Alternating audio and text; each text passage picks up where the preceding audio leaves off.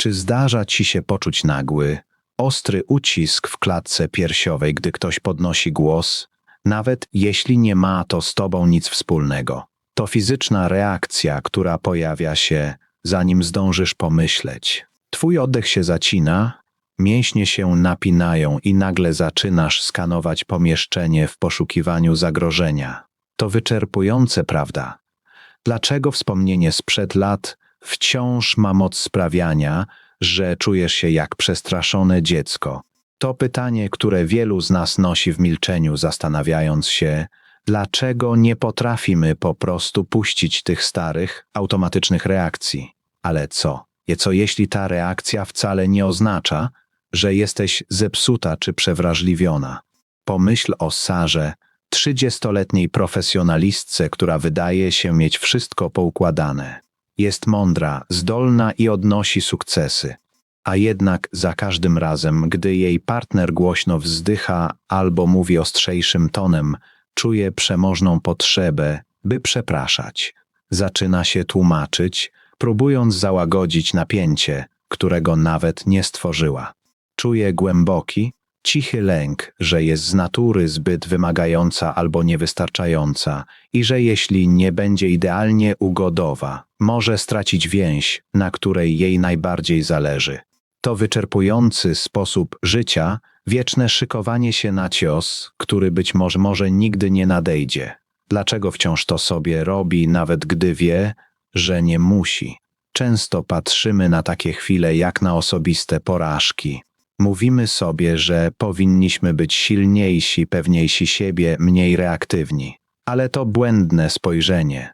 Te odruchowe przeprosiny i ta silna potrzeba zadowalania innych to w rzeczywistości genialne, dawno zapomniane strategie przetrwania. Kiedy byłaś młodsza, musiałaś nauczyć się wyczuwać atmosferę w pokoju.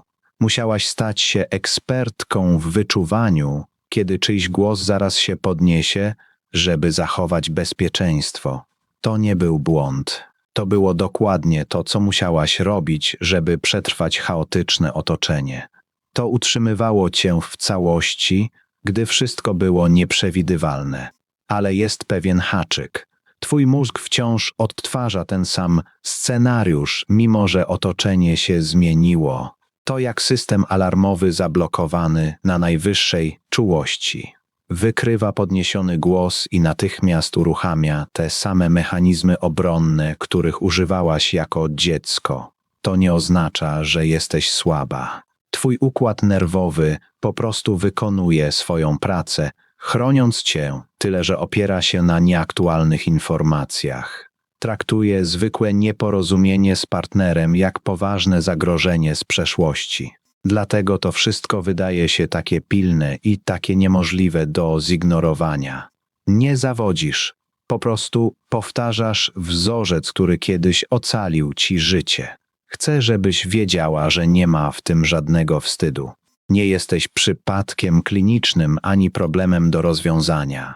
Jesteś po prostu osobą, która nauczyła się przetrwać burzę. A teraz, gdy wody są spokojniejsze, wciąż nosisz sztormiak. To całkowicie normalne, że tak się czujesz i całkowicie możliwe jest zmienić tę perspektywę. Przyjrzymy się temu, jak możesz zacząć zdejmować tę zbroję, kawałek po kawałku, żeby w końcu pokazać się jako osoba, którą naprawdę jesteś, a nie ta, którą musiałaś być, żeby przetrwać. Czy jesteś gotowa zobaczyć, co się stanie, gdy przestaniesz utrzymywać spokój kosztem samej siebie? Zaczyna się to od zauważenia tego, co dzieje się w twoim ciele, zanim umysł zdąży w ogóle nazwać sytuację. Możesz poczuć delikatne drżenie w żołądku albo nagłe, sztywne napięcie w barkach. To nie są przypadkowe doznania fizyczne. To sygnały. To twój wewnętrzny radar informujący cię, że wyłapał coś znajomego z przeszłości. Kiedy poczujesz to napięcie, zatrzymaj się. Tylko na sekundę. Weź oddech i przypomnij sobie, że nie jesteś już w tamtym starym pokoju. Jesteś tu i teraz, jesteś bezpieczna i jesteś w stanie poradzić sobie z tym, co nadejdzie, bez kurczenia się w sobie. Ta pauza to miejsce, w którym mieszka twoja siła. Zastanów się nad pojęciem neurocepcji, terminem opisującym, jak nasz układ nerwowy skanuje otoczenie w poszukiwaniu zagrożeń, zanim jeszcze świadomie to zauważymy. Dla kogoś, kto dorastał w środowisku, gdzie głośność równała się niebezpieczeństwu, neurocepcja jest niemal stale w stanie podwyższonej gotowości. To nie jest świadomy wybór, by być niespokojną. To twoje ciało próbuje przewidzieć przyszłość na podstawie przeszłości. Kiedy twój partner podnosi głos, twoje ciało nie tylko słyszy dźwięk, słyszy ostrzeżenie. Wyciąga akta sprzed dekad i mówi: tak przetrwaliśmy ostatnim razem. Ale uświadomienie sobie tego nie oznacza, że utknęłaś w miejscu. Oznacza, że zidentyfikowałaś sprawcę, a to połowa sukcesu. Nie walczysz już z niewidzialnym duchem. Zarządzasz reakcją biologiczną. Ignorowanie tych wzorców często prowadzi do cichego, niewidocznego wyczerpania.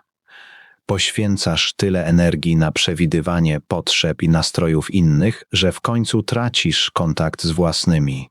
Wyobraź sobie sytuację, w której czujesz potrzebę nadmiernego tłumaczenia się z tego, jak minął ci dzień, w chwili, gdy przekraczasz próg domu. Już szykujesz się na krytykę, która jeszcze nie nadeszła. Próbujesz zbudować tarczę ze słów, ale ta tarcza jest ciężka, a to ty nosisz ją cały dzień. Jeśli będziesz żyć w ten sposób dalej, ryzykujesz wypalenie się z powodu ciągłego wysiłku zarządzania doświadczeniem wszystkich dookoła. Możesz nawet zauważyć, że twoje relacje zaczynają przypominać bardziej przedstawienie niż prawdziwą więź.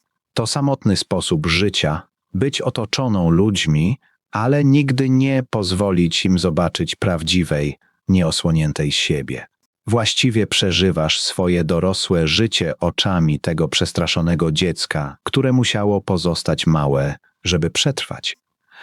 Ale co się dzieje z twoim poczuciem tożsamości, gdy w końcu zdecydujesz, że wolno ci zajmować przestrzeń? Wyobraź sobie tę samą scenę jeszcze raz, ale tym razem robisz coś zupełnie innego. Twój partner jest sfrustrowany, jego głos się podnosi. Zamiast tego znajomego, gorączkowego pędu do przepraszania, czujesz gorąco w klatce piersiowej i po prostu oddychasz. Zostajesz dokładnie tam, gdzie jesteś. Nie kurczysz się, nie rzucasz się, żeby naprawić sytuację, która nigdy nie była twoja do naprawienia. Po prostu stoisz przy swojej prawdzie. To cichy, potężny akt buntu wobec twojego starego scenariusza przetrwania. Kiedy przestajesz podsycać tę dynamikę własnym niepokojem, cała atmosfera się zmienia. Krąg strachu się przerywa, ponieważ przestajesz odgrywać w nim swoją rolę. Zapraszasz do zupełnie innego rodzaju interakcji, takiej, w której dwoje dorosłych może po prostu być razem bez podziału na obrońcę i tego, kto łagodzi sytuację. To fundament bezpiecznej, szczerej więzi. Przestajesz postrzegać siebie jako problem, którym muszą zarządzać inni. Zaczynasz widzieć siebie jako osobę, która zasługuje na to, by być wysłuchaną, taką jaka jest. Nie chodzi o wygranie kłótni ani udowodnienie racji. Chodzi o wybór, by pojawić się we własnym życiu. Możesz się zastanawiać, jeśli przestaniesz odgrywać tę starą, ochronną rolę, kim właściwie będziesz w swoich najważniejszych relacjach? To pytanie, które otwiera przed tobą zupełnie nowe życie. To powolne, stopniowe odkrywanie, a ty jesteś w drodze. Ta luka to miejsce, w którym odzyskujesz sprawczość. To małe, ciche miejsce, w którym decydujesz, że twoja wartość nie zależy od głośności w pokoju. Możesz zauważyć napięcie, nie pozwalając mu decydować o twoim kolejnym ruchu. Można stać twardo, podczas gdy serce wciąż wali jak młotem i to tam dzieje się prawdziwa zmiana. Nie reagujesz już na ducha sprzed 20 lat. Odpowiadasz osobie, która stoi przed tobą teraz. To wymaga praktyki i na początku będzie niewygodne. Możesz nawet poczuć dziwne poczucie winy że nie odegrałaś swojej starej roli. Ale ten dyskomfort to po prostu odczucie twojego układu nerwowego uczącego się nowego, bezpieczniejszego sposobu istnienia. Co by było, gdybyś pozwoliła sobie być choć trochę bardziej obecna w tym dyskomforcie, zamiast od niego uciekać? Pomyśl o chwilach, gdy udało ci się skutecznie postawić na swoim choćby na moment. Może to była drobna niezgoda z przyjaciółką, w której nie czułaś potrzeby uzasadniania swojego zdania. Albo może to była chwila w pracy, gdy po prostu przyznałaś, że się nie zgadzasz bez wchodzenia w defensywę. Każdy z tych momentów to cegiełka w fundamencie nowej, bardziej bezpiecznej wersji ciebie.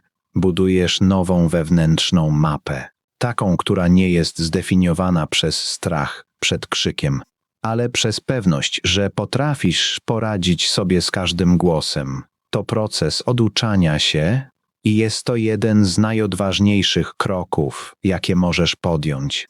Idąc naprzód, staraj się być dla siebie łagodna, gdy wracasz do starych nawyków. A wrócisz. Będą dni, kiedy alarm będzie po prostu zbyt głośny i złapiesz się na przepraszaniu za coś, czego nie zrobiłaś. To w porządku.